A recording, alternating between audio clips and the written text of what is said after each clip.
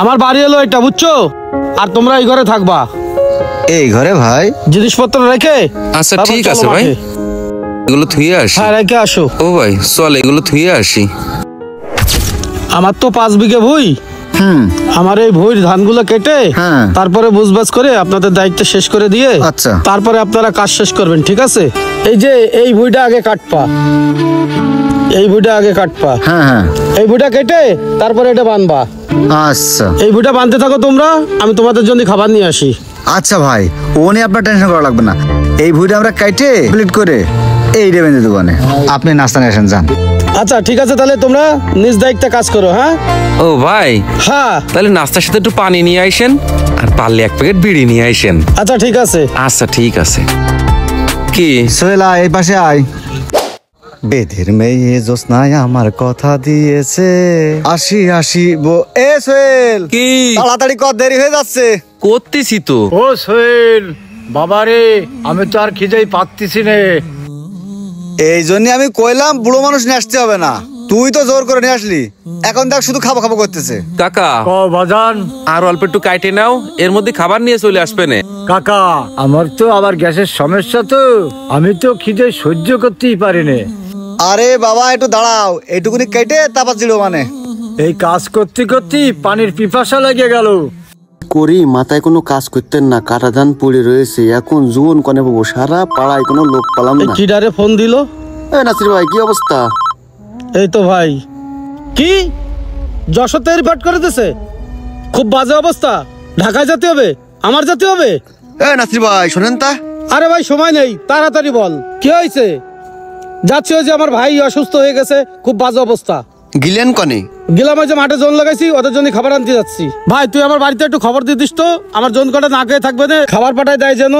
মনে হচ্ছে সুযোগ পাইছি। আচ্ছা ঠিক আছে ভাই। আচ্ছা তুই একটু দেখে যাস জন্য ভাই, মাঠে ধান কাটাগুলো ঠিক হচ্ছে কিনা, আমি একটু নিশ্চিত বলে তাহলে যেতে পারবানি, ঠিক আছে? আচ্ছা ঠিক আছে যান, আমি দেখতেছি। কিরে সোহেল, কি সে নাস্তা আনতে কখন গেছে, সে তো আসে না। খিদে তো আমার পেটটা ছিঁড়ে যাচ্ছে। আমি কি রে কব কোয়া, তোরাও যে জায়গায় রইছিস আমিও সেই জায়গায় রইছি। উনি তো কইই গেল যে নাস্তা নিয়ে আসতে যাচ্ছে। আমি কিছু না খালি একটুও কাজের কাজ করতে পারবো না, আমি গ্যাসে মরে যাচ্ছি। চাচা একটুখানি ধৈর্য ধরো, খাবার নিয়ে চলে আসবে। কি ডারে তোমরা কাগের পরিজন? ভাই ওই যে কি জানো ওনার নাম তো কতি পারতেছি নে, ওই যে ওই বুঝ যে মালিক, ওনার জোন ভাই আমরা। ও ওই যে গোস্তর ব্যবসা করে নাসির, সিটার নাসির, ওর বাড়ি আইসাও? হ্যাঁ হ্যাঁ হ্যাঁ ভাই, নাম তো মনে থাকে না আমাদের। লোক আর পাওনি তোমরা, ওই সিটারের কাছে আইসাও? তা সকাল ধরে তোমাকে খাতি মাতি দেছে?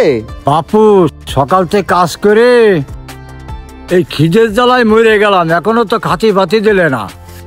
আহারে মুরব্বী মানুষ কি কষ্ট নাই পাচ্ছে, ও তোমাকে আর খাতি দেবেন না, ও এইরকমই সিটার। এখন ভাই কি করব কন, আইসে পড়েছি কাজে, কাজ তো করতেই হবে। ও ভাই আইসাও তো তোমরা কাজ করতি, জীবন তো দিতে আসনি, ওর চাইতে একটা কাজ করো, আমার কাজ করো, খাওয়া টাওয়া আর সমস্যা নেই।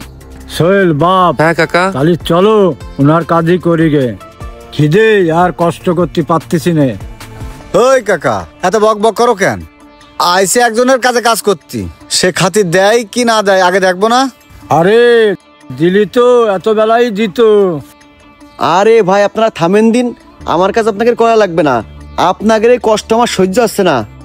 দাঁড়ান 1 মিনিট। এই ছাদ। জি ভাই বলেন। এই দোকানতে এক্ষুনি নাস্তা নিয়ে আই জনকের জন্য। আচ্ছা ঠিক আছে আসতেছি। ও ভাই আপনাকে বাড়ি কোন জায়গায় তা? আর ভাই আমাদের বাড়ি ওই যে মনিরামপুর নেহালপুর আছে না, ওই জায়গায় আমাদের বাড়ি। ভাই এই যে খাবার নিয়ে চোখের জন্য। খাবার নিয়ে আইসিস? পানি নিয়ে আসিস নি? ভাই পানি ওই জায়গায় পাওয়া যাবে না, যে কল আছে না। ও ভাই আপনারা খান দিন আগে। ভাই তাহলে আমি বাড়ি চলে গেলাম। শোন বাড়ি যাই কবি কি জনকের জন্য ভাত রান্তি, বাড়ি যে দেশি মোরগটা আস না ওইটা কবি রান্না করতি আর ডাল রান্তি। আচ্ছা ঠিক আছে, আমি তাহলে কবানে চলে গেলাম। ভাই কষলাম কি এত কষ্ট না করে আমার কাজটা করেন। সোহেল আমার তো আর ভালো লাগতেছে না, এত কষ্ট না করে চলো কাকার কাজটাই করি। ভাই আমার কাছে কাজ করলি খাওয়ার কষ্ট হবে না। আমি কিন্তু বাড়ি বলেই দিছি বড় মুরগি রান্না করতি। যাই হোক আর তাই হোক অপু, আমরা এবার কাজটাই করি। উনি তো খাতেই দিল না আমাকে ঠিক মতো, টাকা পয়সা দেবে না কিনা তারই তো সন্দেহ আছে। আচ্ছা ঠিক আছে, তোরা তখন করছিস, চল তাহলে ভাইয়ের কাজটাই করি। আচ্ছা তোমরা খাতি খাতেই চলো, বই করে লেখাই দিই। খামাকান আসরি কাজ করে তোমরা টাকা পয়সা পাবান না। কাকা, কি বাবা? ভাইয়ের বইটা দেখে আসি। চলো। তাড়াতাড়ি আইসো। বই এই যে এই ডে বান্দা হয়ে গেলি গল্লা করে রাস্তায় জালি দিয়ে দিয়ে নে। আচ্ছা আমি তাহলে বাড়ি যেয়ে খাবার দাবার নিয়ে আসি। ঠিক আছে তাহলে যান। ঠিক আছে ভাই। সোহেল ক তাড়াতাড়ি বান, বেঁধে শেষ করে ফেলি। সোহেল, ধান তো আমরা বানতে আসলাম, কিন্তু এই ধান কাটলো কিডা এইটাই তো বুঝলাম না। কিডা কাটতে আসলো কি না আসলো আমাদের কি দেখার দরকার আছে? আমরা বানতে আইছি, আমরা বান্ধি। এই লোকরা কিন্তু আমার সুবিধাজনক মনে হচ্ছে না সোহেল। সোহেল, ধানে তো সব জালিদ হয়ে গেল, চল তাহলে আমরা এবার উপরে যাই। চল ভাই তাহলে উপরের দিকে উঠি। ও ভাই। হ্যাঁ ভাই। জালি দেওয়া হয়ে গেছে? হ্যাঁ ভাই, জালি দিয়া শেষ। আসেন আগে খাইয়ে নেন। চলেন ভাই। ভাই পানির ড্রামটা আমার কাছে দেন। ভাই জালি দিয়া সব শেষ, এই দেন, এই পাশে একটা জালি দিছি, ওই পাশে একটা জালি দিছি। বাহ, তোমরা তো কাজ মেলা আগে ফেলাইছাও। হ্যাঁ, ভাত নিয়ে আইছি, আগে তোমরা খাইয়ে নাও। পুড়ে যাবেন পুড়ে যাবেন। আপনি চাইড়ে দেন ভাই, আমি ধরতেছি। ডাল রয়েছে? ঠিক আছে ভাই, সমস্যা নেই। গোস্ত রয়েছে, মরগের গোস্ত। এই জায়গায় বসি। বসেন ভাই, খাইয়ে নেন। হিসেবে মিলতেন না ভাই। তাহলে হিসেব টিসেব করে টাকাটা দেন, আমরা তাহলে বাড়ি চলে যাই। হিসেবটা হচ্ছে ওইটার কাটা বান্দা 4000 আর এইটার বান্দা 2000, 6000। এখন আমি হচ্ছে তোমাদের কাছে পাবো। ভাই আমাদের কাছে পাবেন মানে? টাকা পাবো মানে 3 প্যাকেট রুটি খাইছাও, 3 প্যাকেট রুটির দাম 3000 টাকা।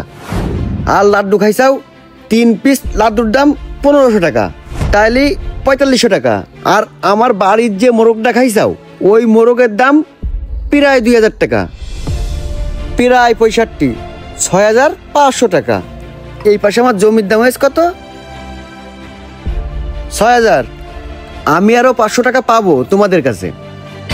হ্যাঁ ভাই, রুটির দাম 1000 টাকা কোন জায়গায়, আর লাড্ডুর দাম 500 টাকা কোন জায়গায়? যে কোনো জিনিসের চাহিদার সাথে দামের একটা সমঝোতা আছে।